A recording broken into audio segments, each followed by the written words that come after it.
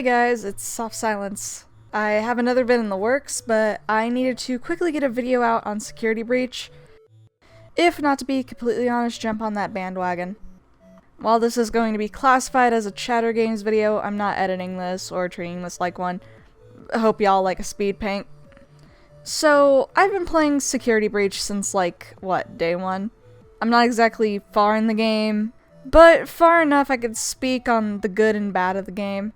It's odd to be playing a Fnaf game that doesn't feel like a Fnaf game. More like Majora's Mask and never knowing where you're going. The map is practically useless other than figuring out routes around robots. Oftentimes you'll not know where you need to go despite being given a name.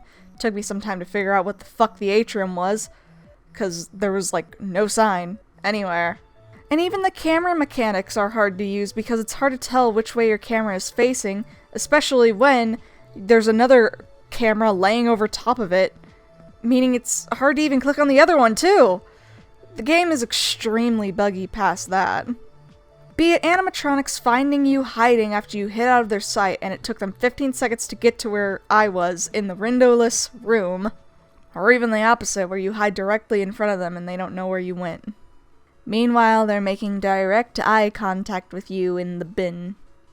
Characters like Chica teleporting right next to you repeatedly and then promptly fucking off. Characters getting stuck, especially in tight spaced areas where you need to progress through. And don't even get me started on the amount of soft locks that appear to be happening left and right. I've been lucky enough not to experience this one in particular yet, but I've had friends whom have. Luckily enough, there have been updates and bug fixes that have resolved these soft locks, but still, the game was released with a lot of bugs all in all, and that's my major issue. I remember a time when a game being released with huge amounts of bugs was a major issue for the developers, because it meant in order to update the game and get those bugs fixed, thousands of copies had to be scrapped and new copies would have to be made and put out. More money spent doing that meant more money lost. So game devs really had to focus on getting that quality.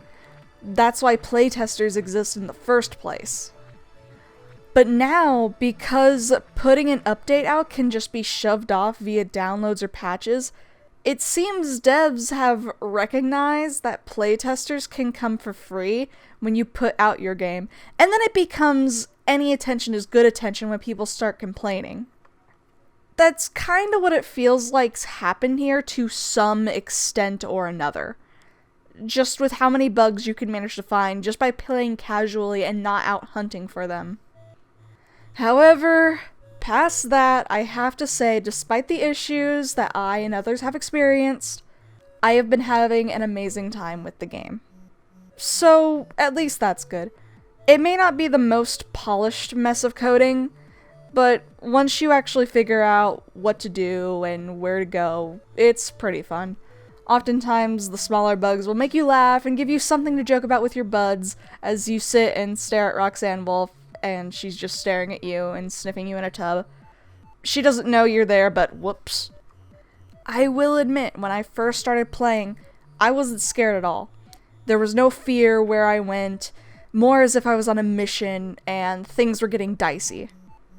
However, when a certain white rabbit character waved at me and my vision blurred, I admit I panicked and had to pause the game. And the game has been scarier since. Overall, I'm looking forward to later in the game when I can get chased by the Music Man and as well as learn more of the lore. So with that, I really don't have much to say other than Freddy is waiting for me to continue my adventure. So I will see you guys around.